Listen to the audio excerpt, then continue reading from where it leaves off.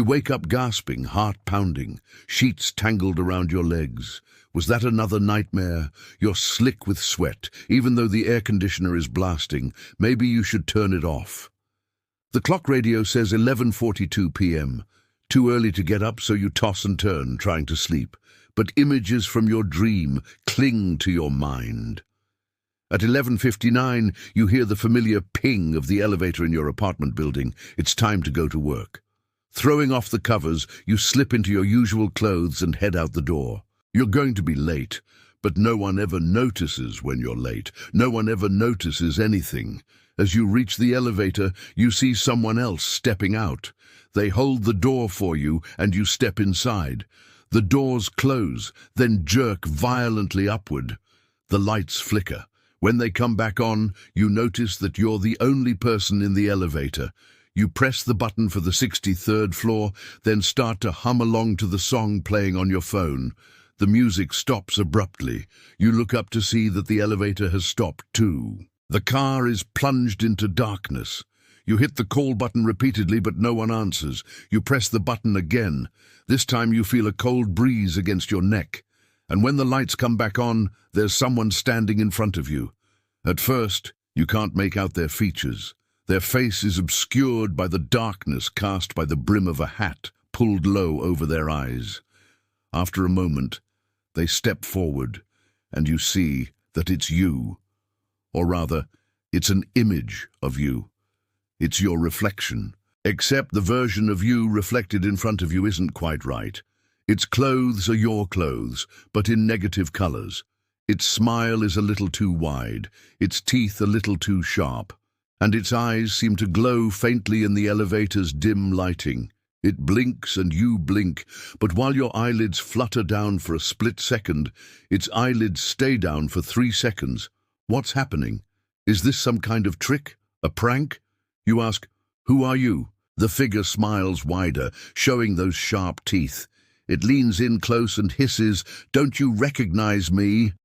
Then its lips curl into a cruel sneer. "I'm what you could have been. If you'd made worse choices." It continues, taking a step toward you. Every time you said yes when you wanted to say no, every time you chose the easy path, every time you lied and cheated and stole, you made me stronger, more real. I am who you are and who you've always had the potential to be.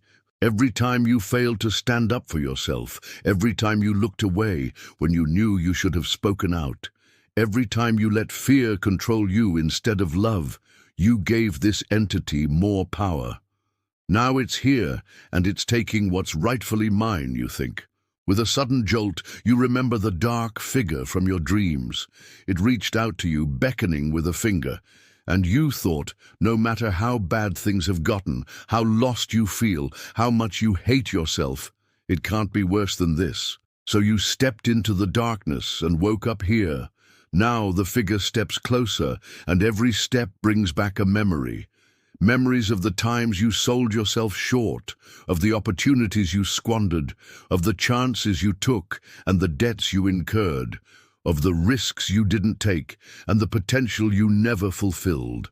All of these memories surge through you at once, and suddenly you understand.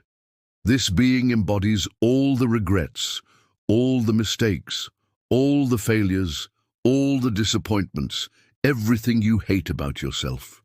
It thrives on your weaknesses. The being draws closer still, its presence growing stronger with each passing moment. It whispers, "They'll never believe you. Who will notice if I replace you? You're already forgettable."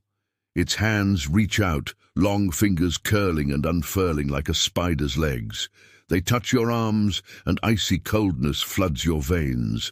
Your hands begin to morph into its hands, the flesh around your fingernails turning black and hardening into claws. Your mind races, desperately seeking a way out of this nightmare.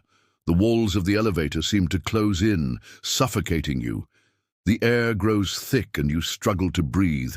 You thrash wildly, trying to escape, but the being's grip tightens around your limbs. Then you see it.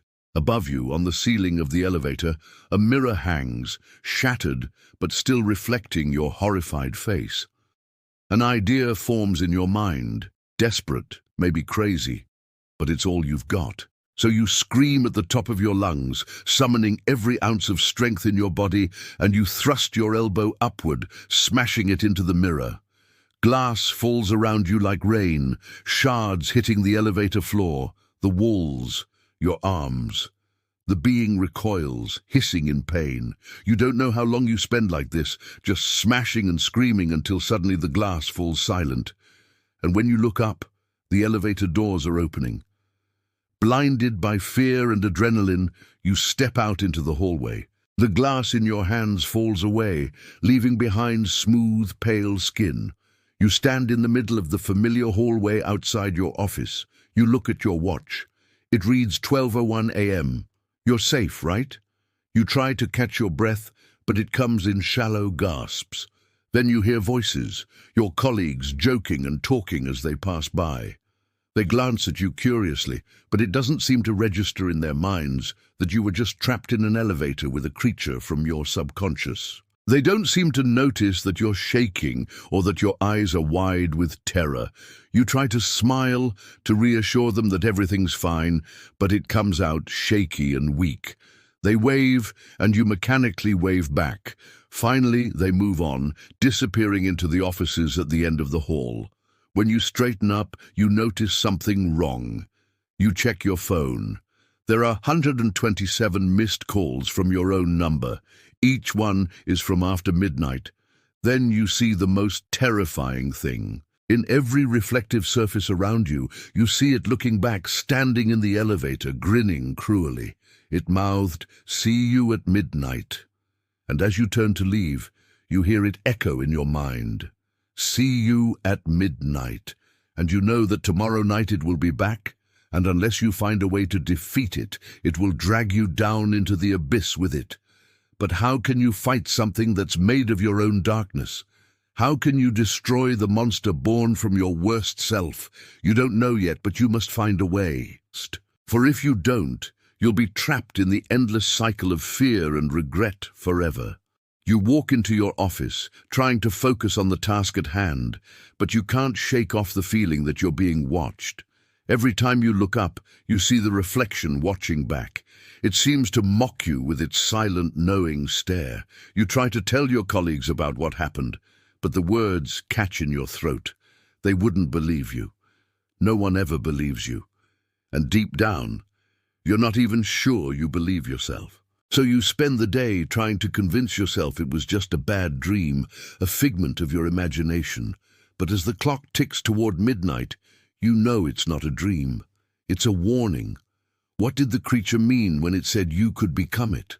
What choices led it to become so powerful, and how can you stop it from replacing you? The answers you sense lie within you, hidden in the recesses of your mind. But how do you unlock those answers before midnight? As the night drags on, you find yourself drawn back to the elevator. You need to confront this being, to understand it, to find a way to defeat it. What form will that take? You don't know, but you have to try. If you don't, you'll be trapped in this nightmare forever. So as the clock strikes 12, you step into the elevator. The doors close behind you, and you're plunged into darkness. The air is thick with anticipation. What will happen next? Will you be consumed by the darkness, or will you find the strength to overcome it? Only time will tell. Thank you for watching.